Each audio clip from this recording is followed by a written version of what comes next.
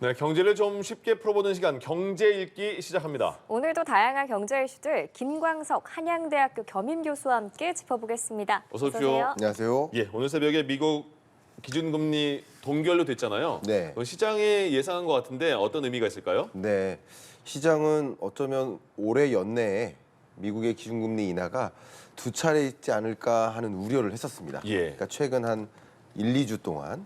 그런데 오늘 뚜껑을 열어보니까 세 차례 기준금리 인하한다라는 점도표를 확인한 거예요. 네. 그러니까 시장에서는 환호한 거죠. 아. 금리 인하 3번씩은 없겠다라는 그 금리 인하 기대감이 좀 꺾인 상태였는데 예. 3번 예전대로 원래 얘기했었던 대로 3번 정도나 금리 인하해준다라고 생각을 하니 그러면 빨리 주식시장에 돈을 더 넣어야 되겠구나.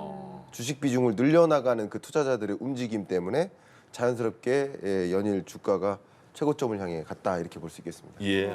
지금 말씀해주신 것처럼 이 연내 금리 인하 횟수는 3회 인하 전망을 유지했고 네. 또 내년에는 그런데 4회에서 3회로 1회 줄였어요. 이건 왜 줄인 그렇습니다. 거예요?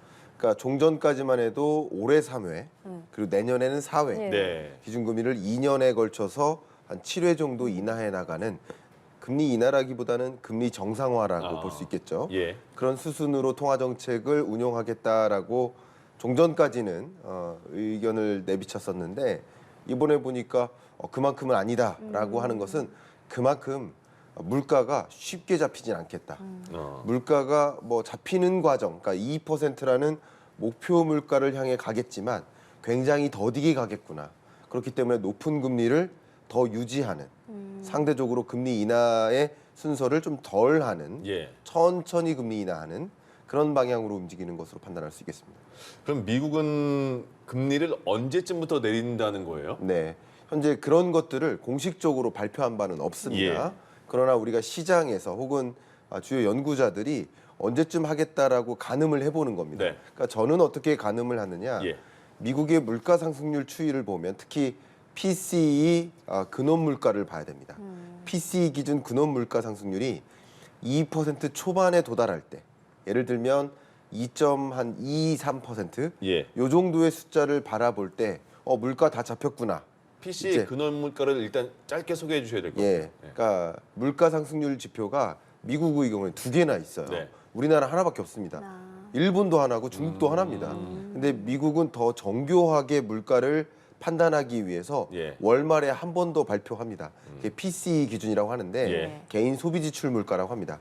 그 기준으로 물가 상승률이 근원 물가가 있고 전체 물가, 헤드라인 물가가 있는데 네. 전체 물가 중에 식료품 물가는 올랐다 내렸다 해요. 우리 지난주에 보니까 귤값 50% 맞아요. 올랐다. 식료품 물가는 급등락합니다.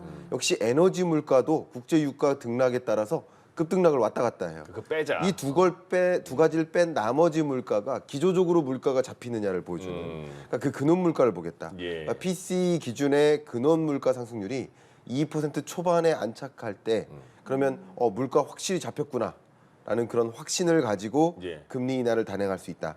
그 지점을 지금으로서 가늠해 보면 6, 7월일 가능성이 높겠다. 네, 이렇게 첫 보고 번째 있고요. 내리는 시기가. 네, 예. 6, 7월일 가능성이 높고 저는 뭐 시장에서는 6월을 더 기대하는 목소리예요.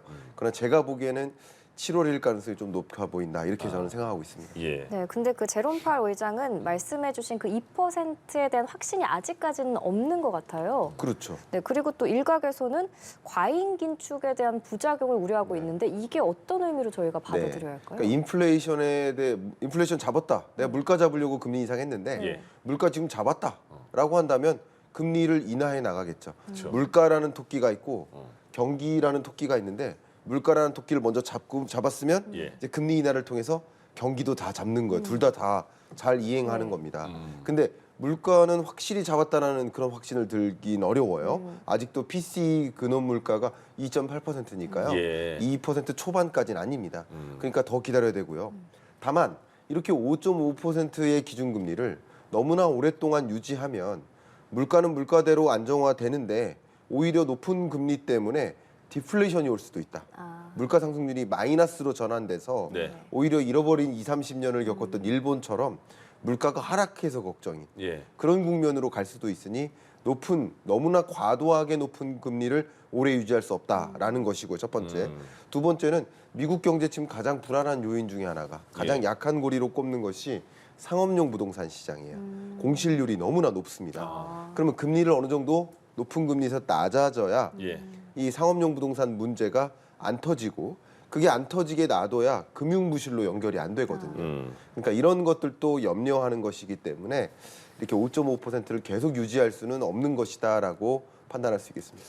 이게 그 경제 쪽에서 자주 사용하는 용어인지도 모르겠는데 네. 연방준비제도도 그렇고 뭐 금리가 끈적하다는 표현도 쓰고 네. 또 우리나라 이창용 총재도 한국은행에서 울퉁불퉁하다라는 네. 말을 쓰던데 이번에 제롬 파월도 울퉁불퉁하다는 말을 썼어요. 그건 네. 무슨 말이에요? 아, 네, 너무 좋은 말씀입니다. 예.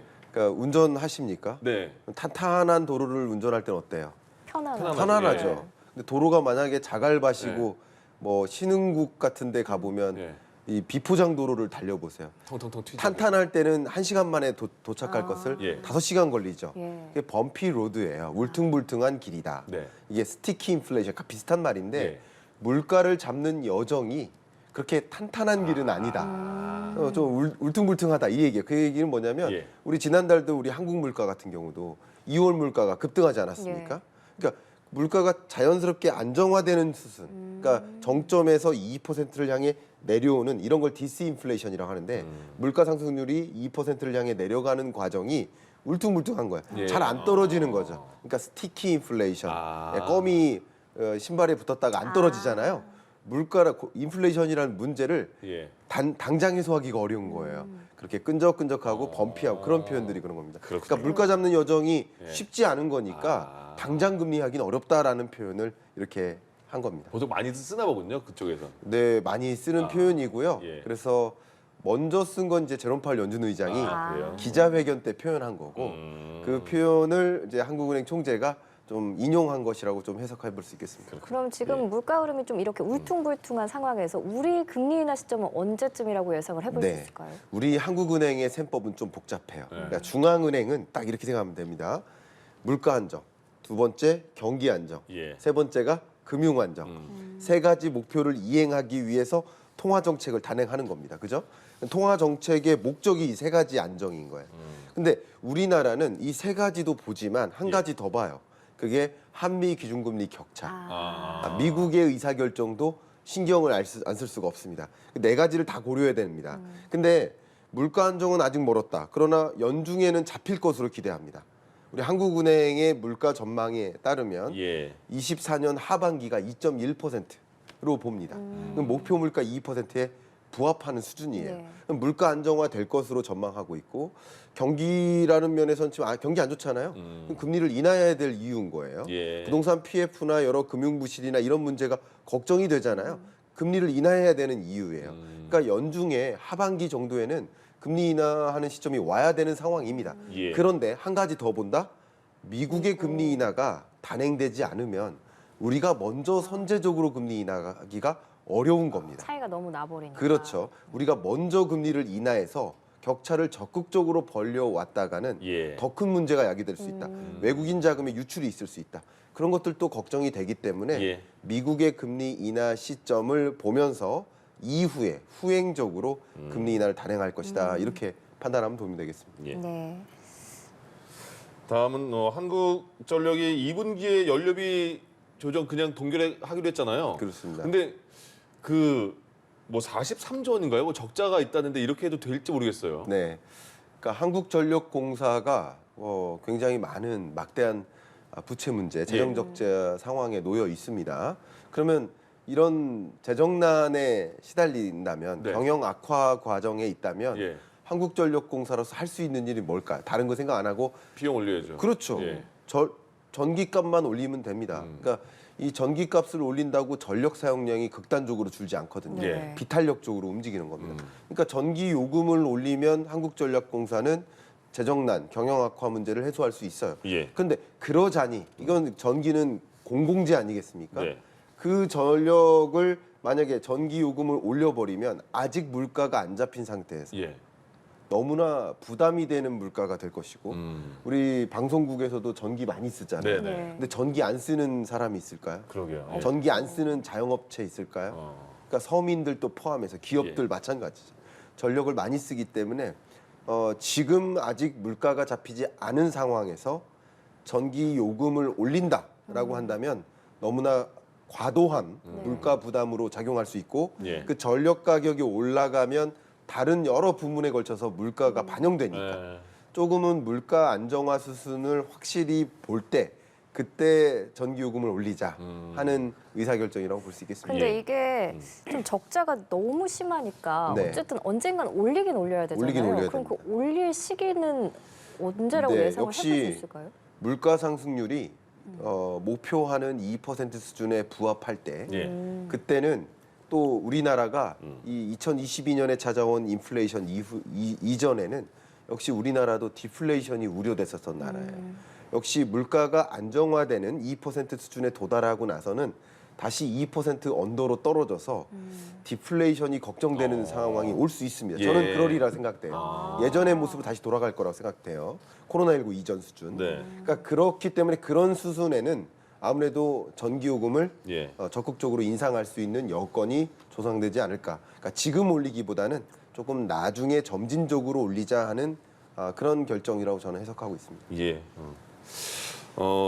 지난달 보니까 카드론 잔액이 늘었어요. 그러니까 빌릴 곳이 이제 더 이상 없다 이런 얘기가 나오고 있는데 이거는 지금 어느 정도 상황인 거예요? 네. 네, 카드론 잔액이 이렇게 계속 늘어나는 이유는 뭘까요? 그만큼 삶이 팍팍해서입니다. 네. 월급 통장에는 소득이 늘진 않아요. 네. 근데 같은 소득을 가지고 살 수 있는 물건의 거의 개수는 없어지고. 줄어들어요. 예. 그러니까 그러면 생활비가 부족한 많은 근로자들, 우리 서민들은 당연히 빚을 끌어다가 써야 되는데 네. 가장 흔하게 쓸 수 있는 것이 카드론인 것이고 예. 카드론 대출 잔액이 커져가는 겁니다. 그러니까 이런 것도 고려한다면, 그러니까 이게 금리 인하나 뭐 동결 인상은요 예. 같은 방향으로 움직이지만 누구에게는 도움이 되고 누구에게는 도움이 안 돼요. 아, 그렇죠. 예를 들면 높은 금리를 유지한다. 예. 저축액이 많은 사람은 고마워요. 예. 근데 대출액이 많은 사람은 힘들거든요. 예. 맞아요. 그러니까 이해관계를 따져가면서 의사결정하기는 어렵습니다. 예, 그런 경향은 물론 있습니다만 어쨌든 이 카드론을 비롯한 가계부채 문제를 좀 고려했을 때 그 예. 빚 부담을 고려했을 때는 금리 인하가 필요한 상황이라고 또 생각해 볼 수 있는 것이죠. 네, 근데 이제 한때 리볼빙 우려하는 기사들, 뉴스들 많이 나왔었는데 네. 카드로는 늘었는데 리볼빙 잔액은 좀 줄어들었어요. 네. 이건 어떻게 가능했던 자, 거예요? 이것은 금융기관들의 대응입니다. 아, 왜 그러냐면 지금 위험한 구간이에요? 아니에요. 위험한 구간이에요. 그러니까 부동산 PF 부실이라든가 가계부채 문제라든가 연체율이 치솟으니까 예. 돈을 빌려줄 수는 있지만 못 받을 가능성이 있다라고 걱정을 할 거 아니에요. 그러면 금융기관들은 어떻게 대응할까요? 리스크 매니지먼트, 예. 위험 관리에 나서고 함부로 대출해주지 말자, 소극적으로 대출해주자, 갚을 수 있는 사람한테만 대출해주자. 예. 이런 움직임이 이 리볼빙의 어떤 잔액을 줄게 만드는 그런 영향이라고 볼 수 있겠습니다. 네, 알겠습니다. 오늘 경제 읽기 김광석 한양대학교 겸임 교수와 함께했습니다. 고맙습니다. 감사합니다.